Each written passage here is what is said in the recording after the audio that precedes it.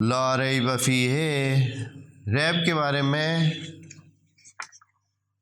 بتایا گیا ہے کہ وعلیکم السلام، شک نہیں، شک ہوتا ہے جب آدمی دونوں طرف برابر ہوں۔ شک وہ صورتحال ہوتی ہے انسان کے ذہن کی جب دو احتمال ہیں اور دو احتمالات دونوں برابر ہیں، ادھر والا بھی اور ادھر والا بھی برابر ہے، تو پھر کہتے ہیں کہ اس کو شک ہے۔ ریب اس جگہ ہوتا ہے جہاں منفی رجحان والی سائڈ بھاری ہو، یعنی انسان کو نہ صرف یہ کہ اس بات میں شک ہے بلکہ شک منفی طرف زیادہ ہے، اس کی جو منفی سائڈ ہے وہ زیادہ ہے شک میں۔ تو چونکہ دونوں کو مثال آپ کہتے ہیں کہ فلاں بندہ آیا ہے، آپ کہتے ہیں مجھے شک ہے، مثلا کام پہ فلاں بندہ آیا ہے، آپ کہتے ہیں شک ہے، یعنی ہو سکتا ہے آیا ہو اور ہو سکتا ہے نہ آیا۔ لیکن آپ کہتے ہیں کہ فلاں بندے کے کام پہ آنے پر مجھے تو ریب ہے، اس میں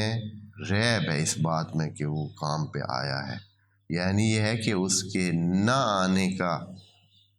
زیادہ آپ کے ذہن میں آ رہا ہے اور اس کے آنے کا کم احتمال آپ دیتے ہیں، اس صورت میں یہ ریب ہوتا ہے۔ قرآن کے بارے میں ریب کا مطلب بھی یہی ہے کہ یہ جو اہل کتاب یا دوسرے قرآن میں شک کا اظہار کرتے تھے، وہ صرف شک کی صورت نہیں تھی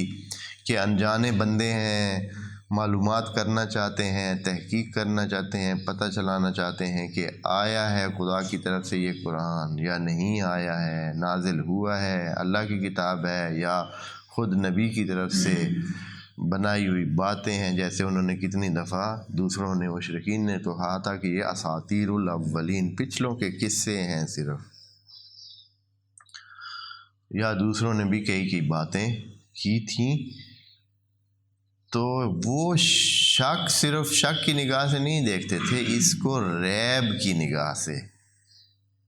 کچھ لوگ دیکھتے تھے۔ تو قرآن نے دو ٹوک انداز میں کہا،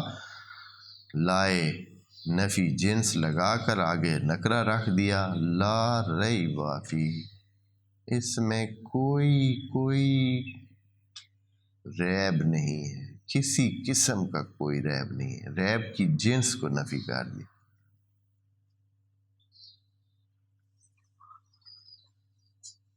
لا ریب فیہ، اچھا یہ تو ایک صفت ہوگی لا ریب فیہ۔